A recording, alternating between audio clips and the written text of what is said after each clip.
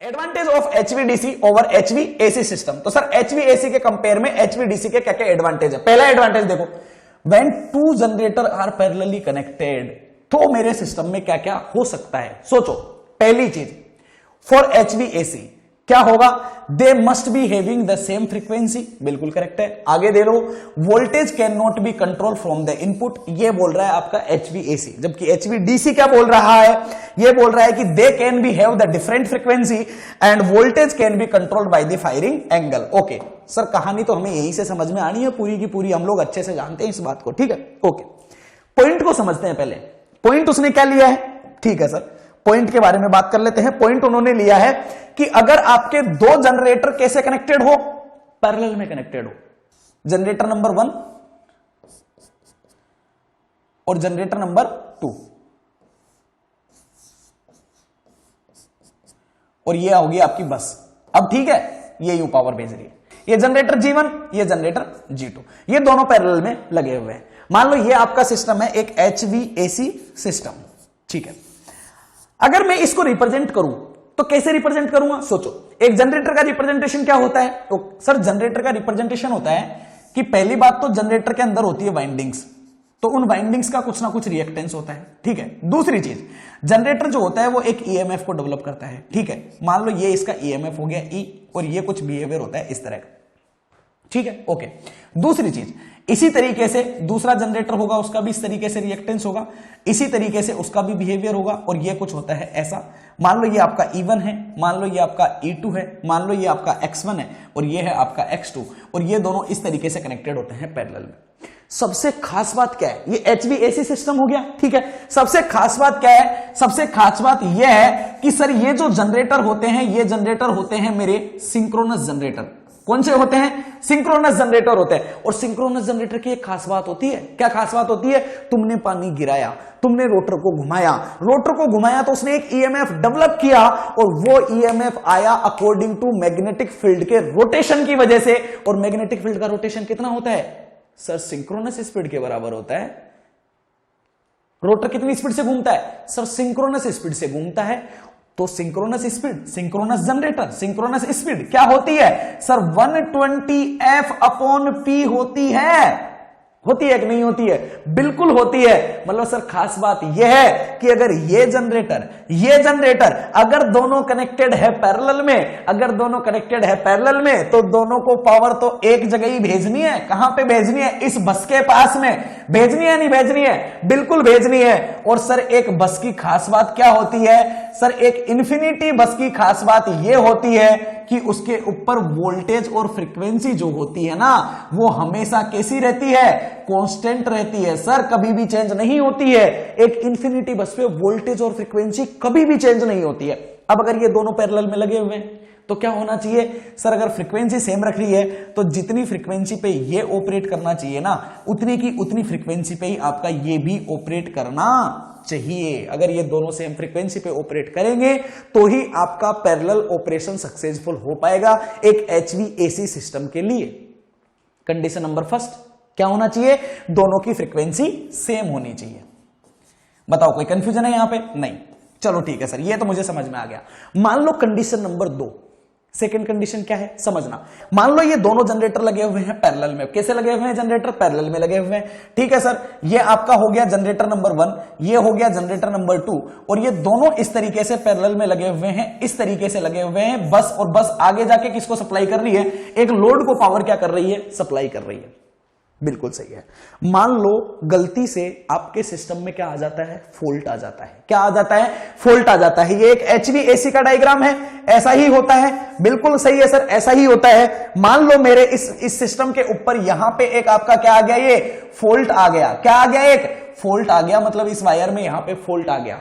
अब फॉल्ट आ गया तो क्या होगा, आप जानते हो ना, फॉल्ट आता है तो क्या होता है। देखो जब तक इसमें फॉल्ट नहीं था तो क्या हो रहा था, यहां से करंट आ रही थी, यहां से करंट आ रही थी, ये दोनों करंट इधर से आके कहां पे सप्लाई भेज रही थी, इस लोड के पास में सप्लाई भेज रही थी। लोड का मतलब एक हाईली लोड लगा हुआ है, आपका पूरा का पूरा लखनऊ लगा हुआ है जनरेटर्स के ऊपर। सोचो तो बहुत जबरदस्त लोड है, बहुत हाई लोड है, दोनों क्या कर रहे हैं, लोड को पावर सप्लाई कर रहे हैं। इसने यहां से करंट भेजी I1, ये I1 करंट आई इधर से, ये I2 करंट आई इधर से, मतलब इसमें जाने वाली करंट आपकी जा रही है I1 प्लस I2, और ये पूरी की पूरी करंट कहां पे जा रही है, लोड के पास में जा रही है। लेकिन सर करंट है ना बड़ी बेवफा है, करंट बड़ी बेवफा है। करंट बड़ी बेवफा कैसे है? क्योंकि सर करंट की एक बहुत खास बात है, और खास बात क्या है कि करंट जो रास्ता चूज करती है ना, जो पाथ चूज करती है जिसमें होते हुए उसे फ्लो होना होता है, वो हमेशा कौन सा पाथ चूज करती है सर? वो लो इंपीडेंस का पाथ चूज करती है। कैसा पाथ चूज करती है? एक लो इंपीडेंस का पाथ, मतलब जहां उसे इंपीडेंस कम दिखेगा ना, वहां होके करंट जाएगी। मान लो ये वायर यहां से टूट के गिर गया, तो क्या होगा? यहां से करंट गई, भाई यहां की करंट तो पूरी की पूरी फॉल्ट में चले जाएगी। बताओ जाएगी कि नहीं जाएगी? जैसे यहां फॉल्ट आया, ये वायर टूट के गिरा जमीन पे, यहां की जो करंट होगी वो तो पूरी की पूरी इधर चले जाएगी। बताओ जाएगी कि नहीं जाएगी? सही है। तो जनरेटर G1 की करंट तो गई फॉल्ट करंट में। अब ये जनरेटर G2 की करंट यहां से चली। अब देखो ये चलेगी तो क्या क्या करेगी? यहां से चली, जब ये यहां पे पहुंची तो ये इसने यहां बैठ के सोचा, इसने कहा कि अगर इधर जाऊंगी तो लोड के पास जाना पड़ेगा, और अगर मैं यहां से इधर गई तो इधर होते हुए ग्राउंड में पहुंच जाऊंगी, क्योंकि यहां फॉल्ट आया हुआ है। तो उसे दो रास्ते दिखे, इधर जाऊंगी तो लोड है, लोड मतलब हाई इंपीडेंस है। लोड का मतलब क्या है? हाई इंपीडेंस लगा हुआ है, जबरदस्त हाई इंपीडेंस है, पूरा का पूरा शहर कनेक्टेड है। और इधर गया तो यहां तो इंपीडेंस है ही नहीं, यहां पे फॉल्ट आया हुआ है। आया हुआ है नहीं आया हुआ है? बिल्कुल है। और करंट तो बेवफा है। करंट क्या है? बेवफा है, मतलब वो लोड के पास नहीं जाएगी। तो ये यहां से गई, ये बोलेगा तेरे पास तो कंगाल आदमी है, तेरे पास तो हाई लोड है, मुझे बहुत प्रॉब्लम होगी वहां। तो वो प्रॉब्लम में क्यों जाएगी? वो कहां जाएगी? जहां उसे प्रॉब्लम नहीं है, फ्लो होने में प्रॉब्लम नहीं है, जहां मिनिमम रिएक्टेंस वाला पाथ है। तो ये यहां से गएगी और इधर होते हुए यहां से कहां पहुंच जाएगी सर? ग्राउंड में पहुंच जाएगी। पहुंचेगी कि नहीं पहुंचेगी? मतलब क्या हुआ? फॉल्ट आया एक के टर्मिनल पे, फॉल्ट आया इस जनरेटर G1 के टर्मिनल पे, लेकिन क्या हुआ? G1 ने भी फॉल्ट को पावर सप्लाई की और G2 ने भी फॉल्ट को ही पावर सप्लाई की। लोड के पास तो किसी ने पावर को भेजा ही नहीं। सही बात है नहीं है? ये किस में हो जाता है? HVAC में हो जाता है। किस में हो जाता है? HVAC में हो जाता है। लेकिन अगर मान लो ये सिस्टम HVAC नहीं होता, अगर मान लो ये सिस्टम HVAC नहीं होता और कौन सा होता? HVDC होता, तो क्या करता सर? एक जनरेटर था यहां पे, दूसरा जनरेटर था यहां पे, ये हो गया G1, ये हो गया G2। क्या होता है सर? इसमें जो पावर को डेवलप करते हैं, ये पावर को डेवलप करते हैं, कौन सी पावर होती है? AC पावर होती है। अब सर मुझे सिस्टम बनाना है HVDC, मतलब इस बस के ऊपर क्या लगी हुई होती है? यहां पे मेरी ट्रांसमिशन लाइन लगी होती है। बिल्कुल सही बात है। तो सर ट्रांसमिशन लाइन पे मुझे जो पावर भेजनी है वो HVDC भेजनी है, मतलब यहां तो मुझे पावर भेजनी है DC, यहां से आ रही है मेरे पास AC, तो मुझे क्या करना पड़ेगा? कन्वर्ट करना पड़ेगा। किसको कन्वर्ट करना पड़ेगा? यहां पे मुझे कन्वर्ट करने के लिए एलिमेंट लगाना पड़ेगा, और ये क्या एलिमेंट करेगा कि सर ये जो होगा ना, ये मेरी पावर को कन्वर्ट करेगा। किस में कन्वर्ट करेगा? ये सर AC पावर को कन्वर्ट कर देगा। किस में कन्वर्ट कर देगा? DC में कन्वर्ट कर देगा। मतलब इधर से इधर करंट जाएगी, किस में कन्वर्ट हो जाएगी? AC से DC में। ये भी क्या करेगा? इधर से इधर कन्वर्ट कर देगा। किसको? AC को DC में। अब आप एक खास बात जानते हो, क्या बात जानते हो? रेक्टिफायर जो होते हैं, इन रेक्टिफायर्स के अंदर जो एलिमेंट हम यूज में लेते हैं, वो एलिमेंट हमारे क्या होते हैं सर? डायोड होते हैं। क्या होते हैं? डायोड होते हैं। और डायोड की एक खास बात होती है। क्या खास बात होती है? कि अगर मैंने डायोड ऐसे लगा दिया, अगर ऐसे लगा दिया, तो अगर इसमें करंट इधर से इधर गई तो ये कंडक्शन करेगा, लेकिन अगर करंट ने इधर से इधर जाना चाहा तो क्या कंडक्ट करेगा? क्या नहीं करेगा। ये इधर से इधर करंट नहीं जाने देगा, ये सिर्फ इधर से इधर करंट को भेज सकता है। सही बात है नहीं है?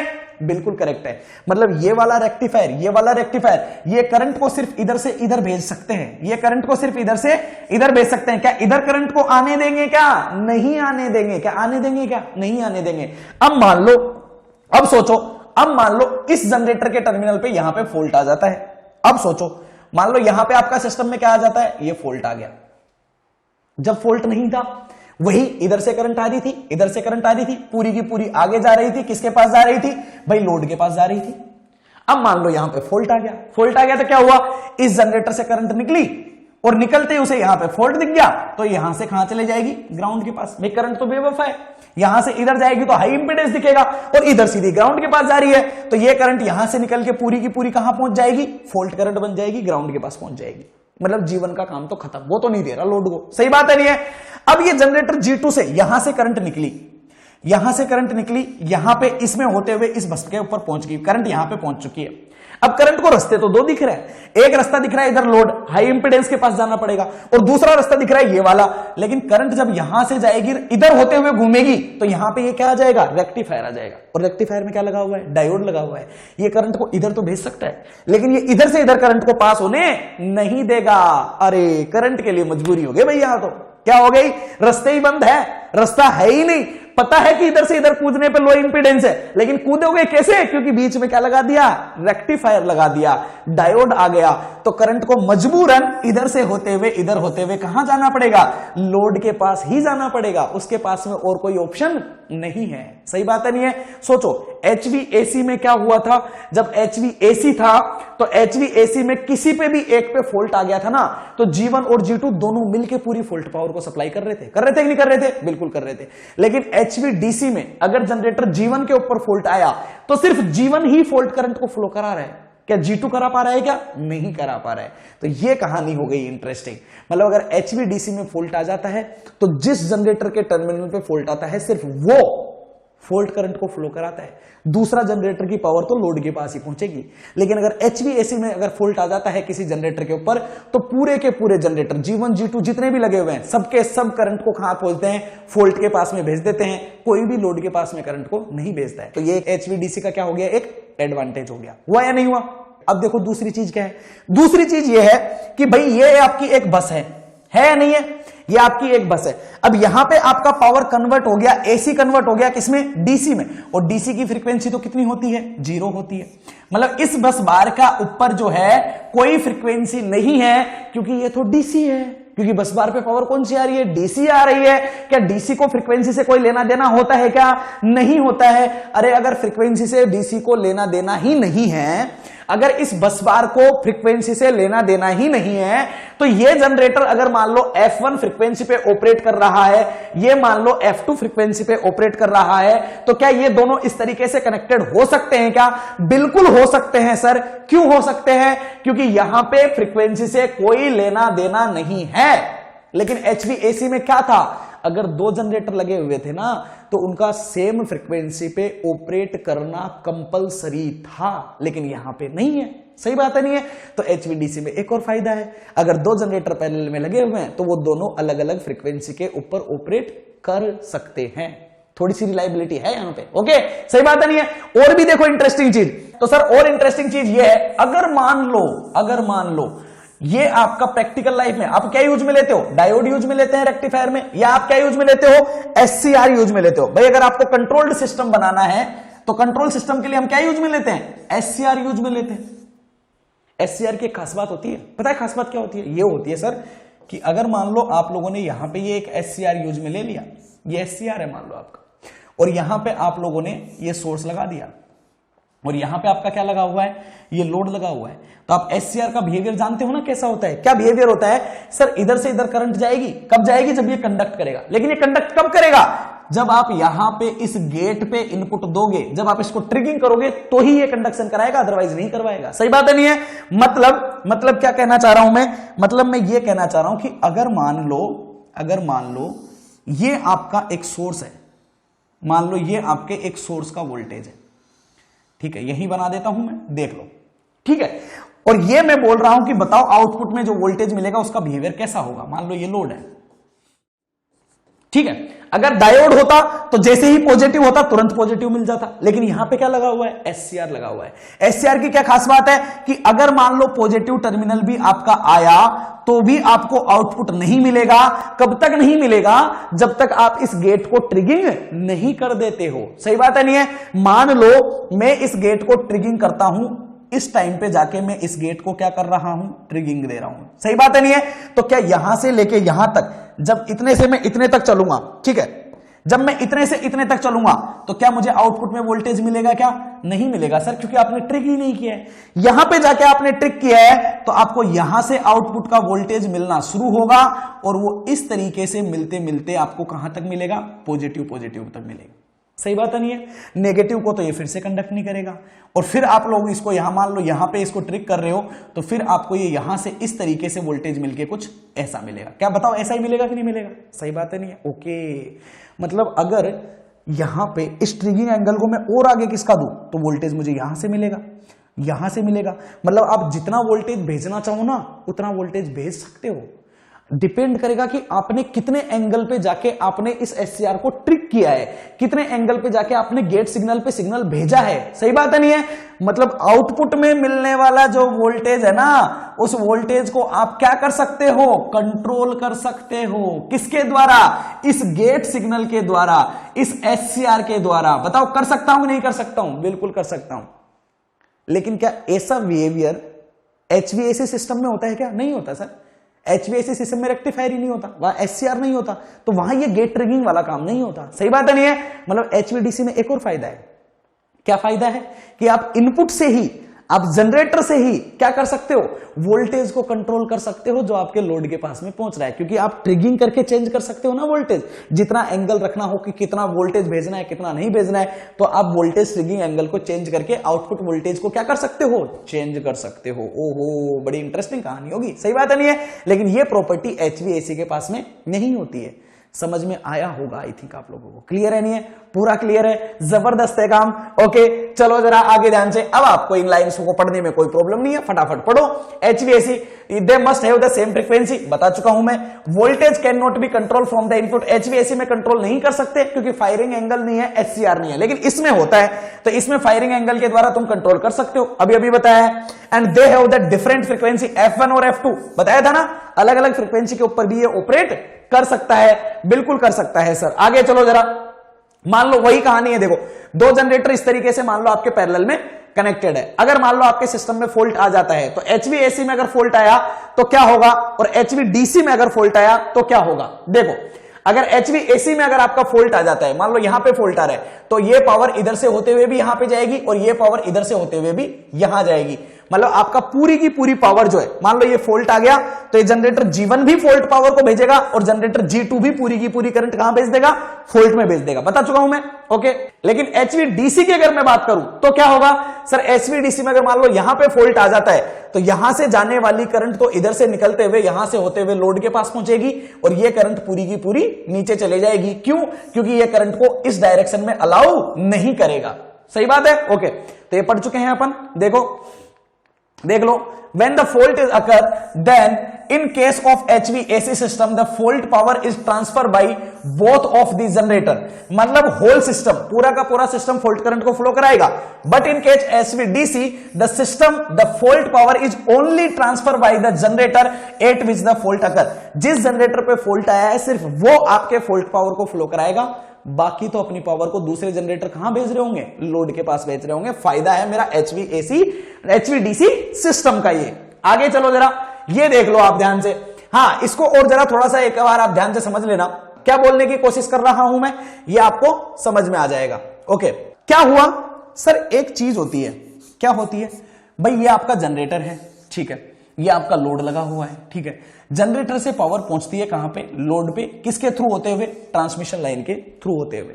सही बात है नहीं है? ओके, एक फॉर्मूला आएगा आपका बाद में, आगे जाके मैं उसको डेवलप भी करवाऊंगा। आपका स्टेबिलिटी जब पढ़ेंगे तो एक फॉर्मूला आएगा। क्या फॉर्मूला होता है, पावर का ट्रांसफर। क्लियर है नहीं है? तो एक एक्टिव पावर, मान लो यहां पे ये जनरेटर ने डेवलप किया, ये आपका सोर्स वोल्टेज है, ये आपके रिसीविंग एंड का वोल्टेज है, और यहां से इतनी पावर कहां पहुंच रही है, लोड के पास में पहुंच रही है। ओके, मान लो इस ट्रांसमिशन लाइन का ये रिएक्टेंस है एक्स, पर यूनिट रिएक्टेंस। सही बात है नहीं है? ओके, तो जो पावर, एक्टिव पावर का जो फ्लो होता है, जो एक्टिव पावर यहां से इधर जा रही होगी, वो एक्टिव पावर कितनी होगी, अगर आपको ये देखना है तो वो एक्टिव पावर जो होती है वो होती है बेटा आपकी VS VR divide by X। X per unit reactance है, अभी मैंने बताया X अगर पर यूनिट रिएक्टेंस है तो X इक्विवेलेंट क्या हो जाएगा, X मल्टीप्लाई विद लंबाई ऑफ द ट्रांसमिशन लाइन, और ये होता है आपका साइन ऑफ डेल। देखो इसके बारे में मैं पहले भी आपसे बात कर चुका हूं, डेल के बारे में। ये कौन सा एंगल होता है, इसको बोलते हैं पावर एंगल। एक्टिव पावर का फ्लो जो होता है वो सिर्फ और सिर्फ पावर एंगल के ऊपर डिपेंड करता है। सही बात है नहीं है? ओके, देखो अगर मैं इसका डायग्राम में बनाऊं ना, तो देखो इसका डायग्राम कैसा है, ये VS VR और मान लो किसी लंबाई की ट्रांसमिशन लाइन होगी, तो ये तो एक कांस्टेंट है, मैक्सिमम वैल्यू को दिखा रहे हैं। तो पीके और डेल के बीच में कर्व जो है वो कैसा है, एक साइनोसॉइडल कर्व है। मतलब देखो बिहेवियर है ना वो ऐसा है, कुछ समझो, ये कुछ ऐसा है, समझ रहे हो। ये आपके डेल की मैक्सिमम वैल्यू हो गई। ये आपके डेल की वैल्यू है मान लो कितनी 90 डिग्री। तो जब 90 डिग्री हो जाएगा तो साइन 90 कितना होता है 1, तो 1 पे ये मैक्सिमम वैल्यू दिखा रहा है, ये वाला वैल्यू, ये वाला वैल्यू आपका इसकी वैल्यू है, इसको बोलते हैं पी मैक्स। क्लियर है नहीं है? ओके। मान लो ये कोई पर्टिकुलर डेल है जिसका नाम दे दिया मैंने डेल 0, और यहां पे आपका सिस्टम क्या कर रहा है, ऑपरेट कर रहा है। क्लियर है? जब आपका जनरेटर ऑपरेट करता है तो क्या कंडीशन होती है, पहले भी बात कर चुका हूं मैं कि इलेक्ट्रिक पावर जो होती है वो मैकेनिकल पावर के बराबर होती है, और इसी कंडीशन को हम इक्विलिब्रियम कंडीशन बोलते हैं, और यहां पे हमारा सिस्टम क्या करता है, ऑपरेट करता है। ठीक है, अब देखो गलती से मान लो कभी अगर मान लो आपकी मैकेनिकल पावर बढ़ जाए, मान लो मैकेनिकल पावर आपकी यहां से यहां पहुंच जाए, तो इलेक्ट्रिक पावर को भी यहां से कहां जाना पड़ेगा, यहां जाना पड़ेगा, और वो मान लो यहां पे आपका क्या करेगा, वर्क करेगा। सही बात है। अब मान लो अगर मैकेनिकल यहां से भी और बढ़ जाए, तो मान लो अगर इतनी हो जाएगी तो क्या इलेक्ट्रिक पावर इससे ज्यादा जा पाएगी, क्या नहीं जा पाएगी, तो फिर आपका सिस्टम क्या हो जाएगा, अनस्टेबल हो जाएगा। और प्रैक्टिकल लाइफ में अगर किसी को भी जिंदा रहना है, बचना है ना, तो सिस्टम का कैसा होना जरूरी है, स्टेबल होना कंपलसरी है ही है। सही बात है नहीं है? तो इसलिए ये डेल जितना नीचे होता है ना, जितना कम होता है, उतना ही ज्यादा से ज्यादा वेरिएशन को क्या कर पाता है, सहन कर पाता है। मतलब डेल की जो वैल्यू होती है ना, वो किसी भी सिस्टम के लिए हम मिनिमम से मिनिमम रखने की कोशिश करते हैं। ये जितना कम होता है उतना ही ज्यादा जो सिस्टम होता है वो आपका क्या बना रहता है, स्टेबल बना रहता है। क्या बना रहता है, स्टेबल बना रहता है। अगर डेल की वैल्यू ज्यादा इंक्रीज होती है तो आपके सिस्टम की स्टेबिलिटी रिड्यूस होना शुरू कर देती है। क्लियर है या नहीं है? बिल्कुल क्लियर है। अब देखो अगर आपका HVAC सिस्टम है तो इसका एक्स होगा किसकी वजह से, इंडक्टेंस की वजह से। होगा कि नहीं होगा? बिल्कुल होगा। अगर मान लो इसकी लंबाई बढ़ी, अगर इसकी लंबाई बढ़ी, अगर इसकी लंबाई बढ़ेगी तो ये नीचे वाली वैल्यू बढ़ेगी, नीचे वाली वैल्यू बढ़ेगी तो इस वैल्यू पी मैक्स की जो वैल्यू होगी, वैल्यू क्या होना शुरू हो जाएगी, रिड्यूस करना शुरू हो जाएगी। अब अगर ये रिड्यूस हो रही है और मान लो यहां से आपको जो पावर भेजनी है, ये एक फिक्स अमाउंट ऑफ पावर आपको क्या करनी है, भेजनी है, तो आपको क्या करना पड़ेगा, सर अगर लंबाई बढ़ी तो एक्सएल की वैल्यू बढ़ रही है, एक्सएल की वैल्यू बढ़ रही है तो ये पी मैक्स कम हो रहा है। अब कम हो रहा है, ये हो रहा है इससे मल्टीप्लाई, और ये वैल्यू आपको रखनी है कांस्टेंट, तो फिर क्या करना पड़ेगा, वैल्यू बढ़ानी पड़ेगी। किसकी वैल्यू बढ़ानी पड़ेगी, साइन डेल की। और साइन डेल की वैल्यू कब बढ़ सकती है भाई, अगर आप यहां पे हो तो साइन डेल की वैल्यू इतनी है, अगर आपने डेल को इतना कर दिया तो साइन डेल की वैल्यू इतनी हो जाएगी। बताओ होगी कि नहीं होगी? सही है। तो मतलब आपको डेल को क्या करना पड़ेगा, बढ़ाना पड़ेगा। और अगर डेल आपका इंक्रीज हुआ, भाई आपको पता है अगर डेल मिनिमम रहा तो सिस्टम स्टेबल होता है, अगर आपका डेल इंक्रीज हुआ तो आपकी जो स्टेबिलिटी हो जाएगी वो क्या होना शुरू कर देगी, रिड्यूस करना शुरू कर देगी। बताओ करेगी कि नहीं करेगी? सही बात है नहीं है? बिल्कुल करेक्ट है। मतलब सर HVAC सिस्टम में जब आप एक फिक्स अमाउंट ऑफ पावर को ज्यादा दूरी तक भेजने की कोशिश करते हो तो उसका रिएक्टेंस जो होता है वो काफी ज्यादा इंक्रीज हो जाता है। उस रिएक्टेंस के ज्यादा इंक्रीज होने की वजह से आपका जो पावर एंगल होता है वो पावर एंगल भी बढ़ जाता है। और अगर मेरे सिस्टम का पावर एंगल बढ़ता है तो सर मुझे क्लियरली एक बात पता है, और वो बात यह है कि अगर मेरा पावर एंगल ज्यादा होता है तो मेरे सिस्टम की स्टेबिलिटी मेरी क्या हो जाती है, रिड्यूस हो जाती है। तो इस वजह से ये मेरे प्रॉब्लम क्रिएट होती है किसमें, एक HVAC सिस्टम में। मतलब HVAC सिस्टम में अगर मैं बहुत दूर तक एक सेम अमाउंट ऑफ पावर को अगर मैं भेजूंगा तो मेरे सिस्टम की स्टेबिलिटी क्या हो जाएगी, कम हो जाएगी। लेकिन अगर ये सिस्टम HVAC आपका नहीं होता, अगर ये सिस्टम आपका कौन सा होता, HVDC होता, तो सर DC में तो फ्रीक्वेंसी ही नहीं होती है, फ्रीक्वेंसी नहीं होती है, बहुत कम फ्रीक्वेंसी होती है। अरे बहुत कम फ्रीक्वेंसी होती है तो वहां तो आपका VS और ये आपका हो जाएगा VR, और नीचे आपका जो बनेगा वो क्या बनेगा, X इंटू L होता है ना, ये X की वैल्यू ही अप्रोक्सीमेटली 0 के आसपास रहेगी, या X की वैल्यू कैसी रहेगी, मिनिमम रहेगी। अगर ये वैल्यू मिनिमम रहेगी नीचे वाली वैल्यू, तो आपका P मैक्स ही बहुत ज्यादा हो जाएगा। होगा कि नहीं होगा? और साथ में क्या आता है, साइन डेल आता है। अगर ये वाली वैल्यू ही मैक्सिमम है, बहुत ज्यादा है, अगर ये वाली वैल्यू कैसी है, हाई है, तो ये वाली वैल्यू कैसी रहेगी, मिनिमम रहेगी। और ये वाली वैल्यू अगर मिनिमम रहेगी तो मतलब आपका डेल जो होगा, ये डेल भी आपका कैसा रहेगा, मिनिमम रहेगा, और सिस्टम जो रहेगा वो कैसा रहेगा, आपका स्टेबल रहेगा। मतलब HVDC जो सिस्टम होता है वो HVAC के कंपेयर में ज्यादा स्टेबल होता है जब मैं एक सेम अमाउंट की पावर को बहुत दूरी तक भेजने की कोशिश करता हूं। समझ में आया नहीं आया? तो ये जो है ये आपका एक टॉपिक आएगा, स्टेबिलिटी बहुत बड़ा टॉपिक आएगा, तो वहां पे आप लोगों को और भी ज्यादा डीपली तरीके से ये चीज समझ में आएगी कि स्टेबिलिटी पावर एंगल वगैरह के ऊपर किस तरीके से डिपेंड करती है और किस तरीके का इसका बिहेवियर होता है। अभी के लिए सिर्फ आप लोगों को इतना समझ लेना है कि HVDC सिस्टम जो होता है उसका रिएक्टेंस जो होता है वो काफी मिनिमम होता है, तो मिनिमम होने की वजह से उसका पावर एंगल भी काफी कम हो जाता है, जिस वजह से उसकी स्टेबिलिटी जो होती है वो काफी ज्यादा हाई होती है comparatively over HVAC system. Clear है या नहीं है? आगे चलूं, देखो जरा ध्यान से। Stability limit for HVAC x per unit reactance of the transmission line, तो P आपकी ये हो जाएगी।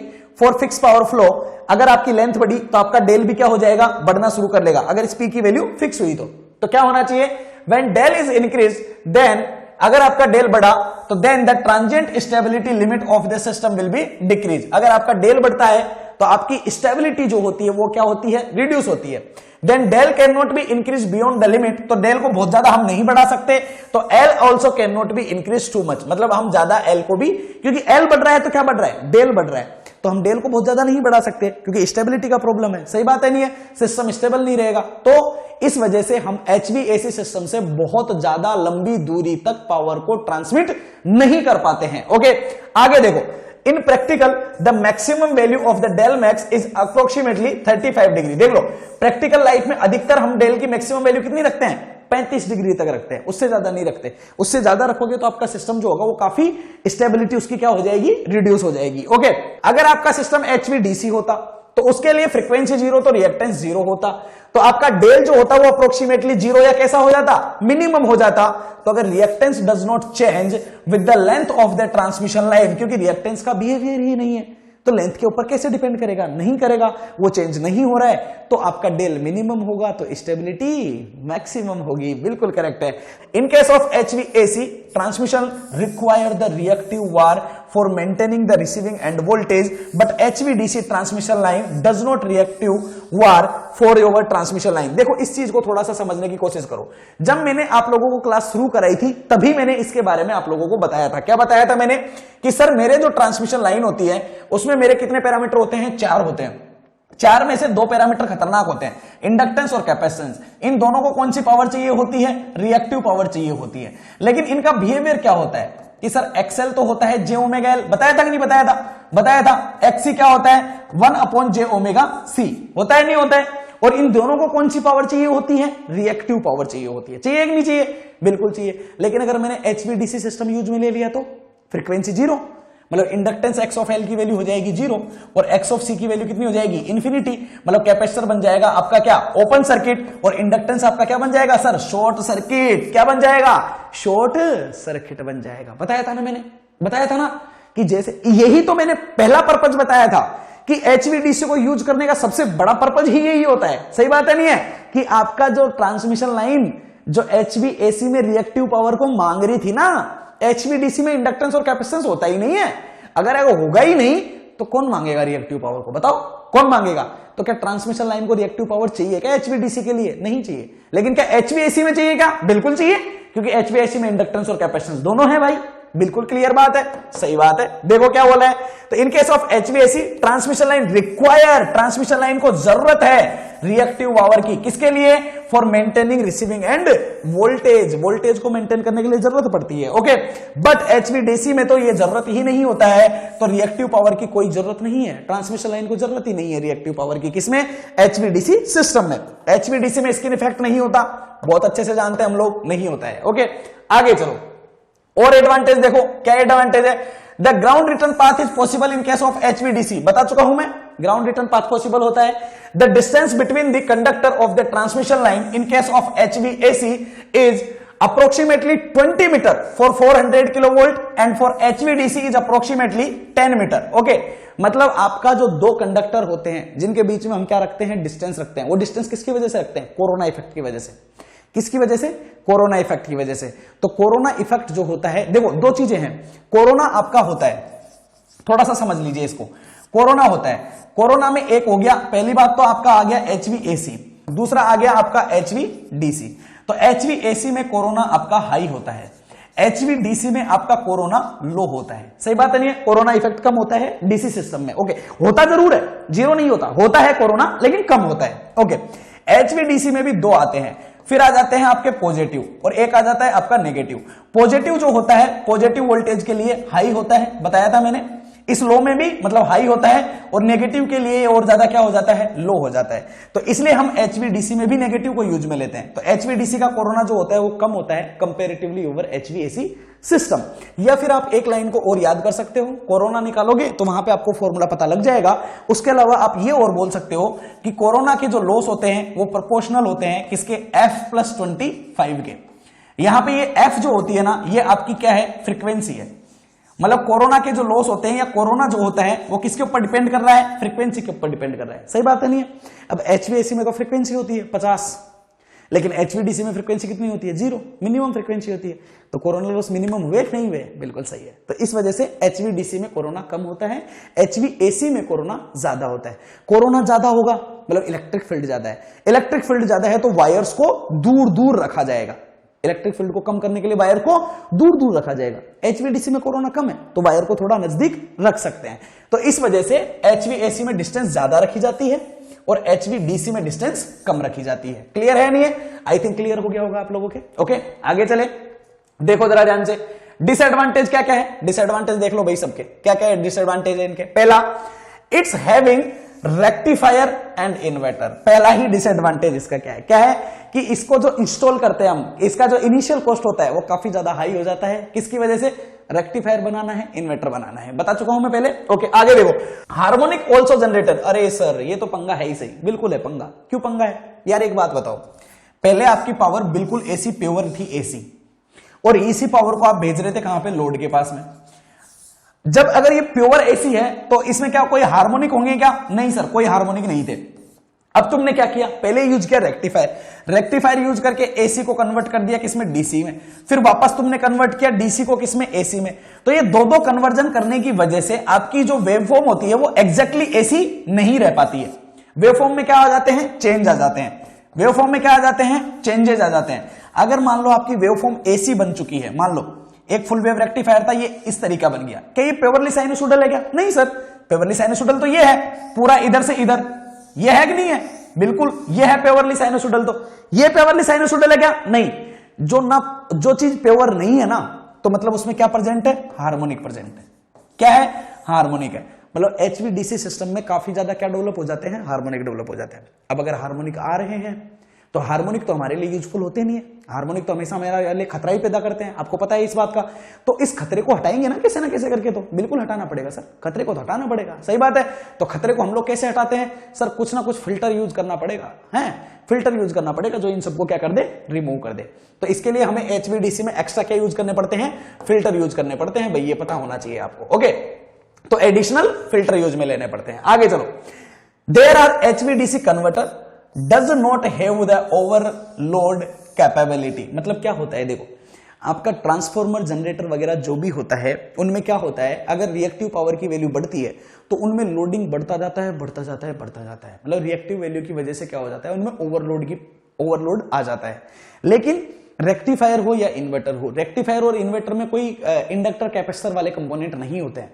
तो इंडक्टर कैपेसिटर वाले कंपोनेंट नहीं होते हैं तो इनका रिएक्टिव पावर से कोई लेना देना नहीं है। और जहां रिएक्टिव पावर से लेना देना ना हो वहां पे सिस्टम में ओवरलोडिंग नहीं होती है। ओवरलोडिंग किन वजह से होती है, ओवरलोडिंग होती है इंडक्टिव इफेक्टिव, कैपेसिटिव इफेक्ट। जैसे ट्रांसफॉर्मर है, ट्रांसफॉर्मर में कोयल होती है तो कोयल मतलब इंडक्टिव फिनोमेना है, तो ट्रांसफॉर्मर ओवरलोडिंग कर सकता है। जनरेटर है, जनरेटर का भी इंडक्टिव फिनोमेना होता है, मैग्नेटिक फील्ड होता है, तो वो भी एक ओवरलोडिंग कर सकता है, सही बात है नहीं है। ट्रांसमिशन लाइन है, उसमें तो आपका इंडक्टर कैपेसिटेंस दोनों होता है, तो वो भी ओवरलोडिंग कर सकता है, क्लियर है। लेकिन रेक्टिफायर, इन्वर्टर ये आपके इक्विपमेंट्स ओवरलोडिंग नहीं कर सकते हैं। आगे चलो, तो reactive power can not B supply. अब यार एक बात बताओ, आपका इंडक्टर है नहीं, आपका कैपेसिटर है नहीं, ट्रांसमिशन लाइन में दोनों का बिहेवियर खत्म हो गया, तो ना तो वो रिएक्टिव पावर को सप्लाई कर सकते हैं ना वो रिएक्टिव पावर को कंज्यूम करेंगे, दोनों ही काम नहीं करेंगे। तो सोर्स से जो पावर आ रही होगी ना, वो सिर्फ और सिर्फ कौन सी पावर आ रही होगी, सिर्फ और सिर्फ एक्टिव पावर आ रही होगी। आ रही होगी कि नहीं आ रही होगी, सही है। लेकिन मेरे घर में जो लोड लगा हुआ है वो तो टीवी है, कूलर है, फ्रिज है, पंखा है, सब कुछ है। अब ये जो है ये सारे के सारे लोड कैसे हैं, इंडक्टिव लोड है। तो इन इंडक्टर को तो क्या चाहिए, लैगिंग पावर चाहिए। लेकिन वो सोर्स के पास से तो आ नहीं रही, तो फिर पावर को लाएंगे कहां से? तो फिर हम क्या करते हैं, जो आपका सब स्टेशन होता है जहां पे पावर आ रही है, मान लो गुजरात से लखनऊ में पावर आ रही है, तो जो लखनऊ का सब स्टेशन होगा वहां पे हम क्या करेंगे, आपका रिएक्टिव पावर को सप्लाई करने के लिए इक्विपमेंट्स लगा देंगे। अब प्रैक्टिकल लाइफ में हमारा लोड कैसा है, लैगिंग है, मतलब इंडक्टिव लोड है। तो इंडक्टिव को पावर कौन सप्लाई कर सकता है, एक कैपेसिटर सप्लाई कर सकता है। तो हम क्या करते हैं, कैपेसिटर लगा देते हैं। कहां पे लगा देते हैं, सब स्टेशन पे। कौन से सब स्टेशन पे, लोड वाले सब स्टेशन पे। क्लियर है नहीं है? तो वो रिएक्टिव पावर सप्लाई करने के लिए हमको अलग से इक्विपमेंट्स लगाने पड़ते हैं, कैपेसिटेंस लगाने पड़ते हैं, कंडेंसर लगाने पड़ते हैं। बिल्कुल क्लियर है नहीं है? बिल्कुल सही है।